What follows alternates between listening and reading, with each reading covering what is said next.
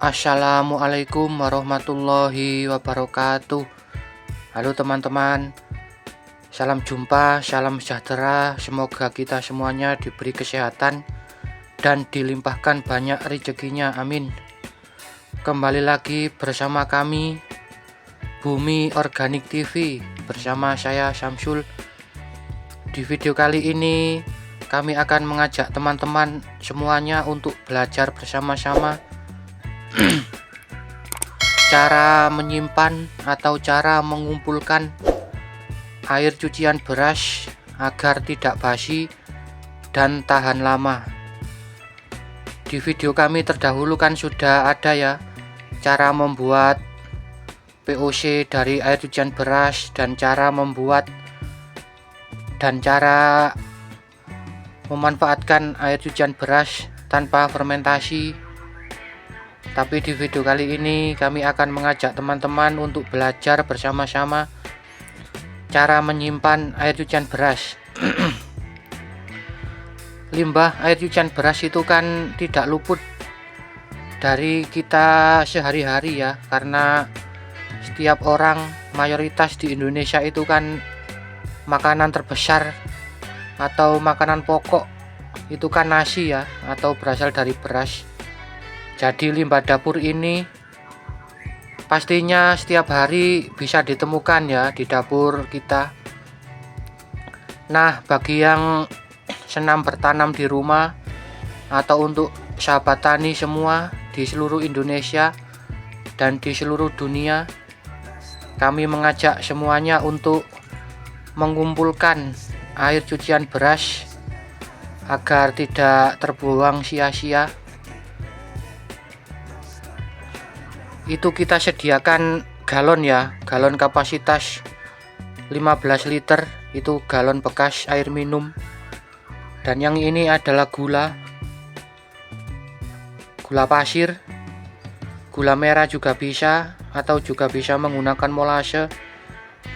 Tapi kan di tempat teman-teman semuanya kan gula pasir itu pasti ada ya di dapur. Jadi kita tidak sulit-sulit membeli molase. Itu air beras sekitar 10 liter yang sudah saya kumpulkan sekitar 2 hari dapat 10 liter, dan juga minta saudara.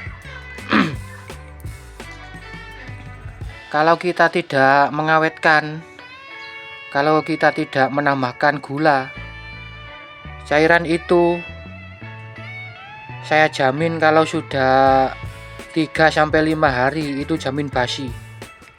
Kalau basi itu ya tidak layak untuk digunakan ya.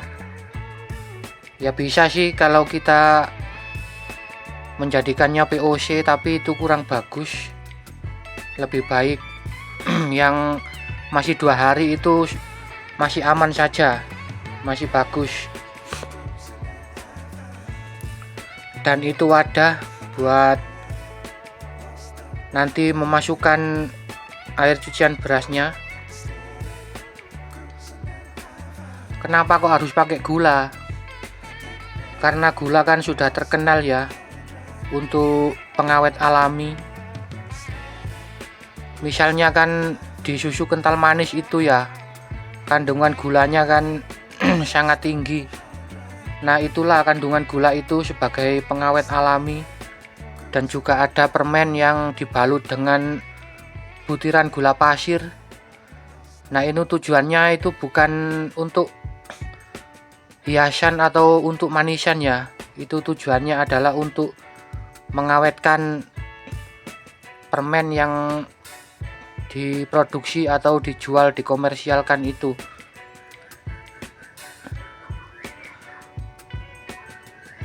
Caranya cukup mudah teman-teman. Bila teman-teman mempunyai kira-kira setiap hari misalnya 1 liter ya, misalnya teman-teman bisa mengumpulkan 1 liter, ya kita masukkan saja,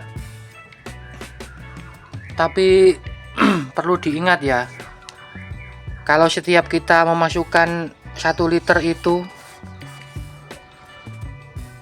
kita harus memasukkan gula pasir minimal itu setengah sendok makan ya per 1 liternya.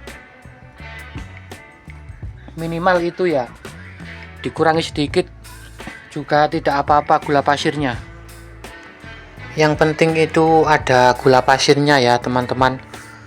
Jadi kan sudah kami jelaskan di awal tadi ya, gula itu adalah sebagai pengawet alami dan sumber energi bagi mikroba atau mikroorganisme yang ada di dalam air cucian beras. Sedikit tentang kandungan air cucian beras adalah mengandung karbohidrat, vitamin, nitrogen, fosfor, dan kalium. Dan masih banyak lagi ya kandungan air cucian beras. Ini sangat cocok bagi bunda-bunda yang suka berkebun di rumah atau bertani di rumah. Ini sangat cocok untuk penyiraman air cucian beras ini, sangat cocok untuk menyiram tanaman hias. Ini kita sediakan corong ya buat memasukkan. Ini fungsinya adalah untuk mengawetkan ya, untuk mengawetkan agar air cucian beras ini tidak basi dan bisa tahan lama. Ini kalau kita mau memproses menjadikannya POC juga bisa. Ini kita kasih gula sekitar 5 sendok makan ya, karena kami memakai rumus per liter air itu kami berikan setengah sendok makan.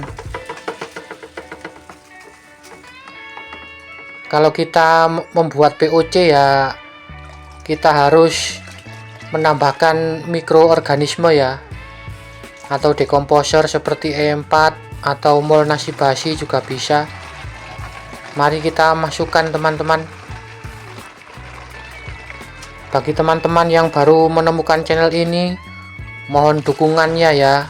Bila ini bermanfaat, mohon di share dan subscribe agar petani Indonesia bisa maju jaya dan makmur. Dan ini adalah untuk menghemat biaya untuk yang bertani organik ya. Ini sebetulnya kalau kita sudah bisa mengaplikasikannya ya, tapi kan tidak harus setiap hari ya, karena kan kalau kita aplikasikan setiap hari juga tidak bagus. Jadi solusinya ya kita tampung dan kita simpan agar jangka panjang bisa digunakan. Kalau kami itu pernah membuat POC dari air cucian beras itu selama 6 bulan itu masih baik-baik saja, karena penyimpanannya di dalam ruangan, maka mikroorganisme yang ada di dalam POC itu tetap berkembang dengan baik. Tapi dengan satu syarat ya, kalau sudah bau comberan itu ya berarti sudah tidak layak digunakan ya. Kalau masih bau seperti tape, masih harum, itu pertanda kalau POC itu masih layak digunakan. Di lain video akan kami buatkan ciri-ciri POC yang tidak layak pakai agar tidak merusak tanaman atau merusak tanah. Karena biasanya kalau sudah bau comberan itu kan sudah terkontaminasi bakteri jahat dari luar ya, jadi makanya baunya tidak harum, biasanya bau comberan. Ini sudah kita masukkan ya teman-teman. Ini tadi kan 10 liter ya, ini sudah kita tutup dulu dan kita kocok-kocok. Dan ini kalau cara aplikasinya ya, kalau murni air cucian beras ya kita harus mencairkan lagi ya. Misalnya ini sudah sekitar 1 bulan ya, kita cairkan lagi dengan air sumur dengan perbandingan 1:10. Begitu ya teman-teman. Ini penyimpanannya harus di ruangan ya, atau di bawah atap. Pokoknya terhindar dari sinar matahari langsung, karena bakteri yang baik kalau kita kenakan sinar matahari itu akan mati ya. Ini kita simpan di tempat penyimpanan POC saya.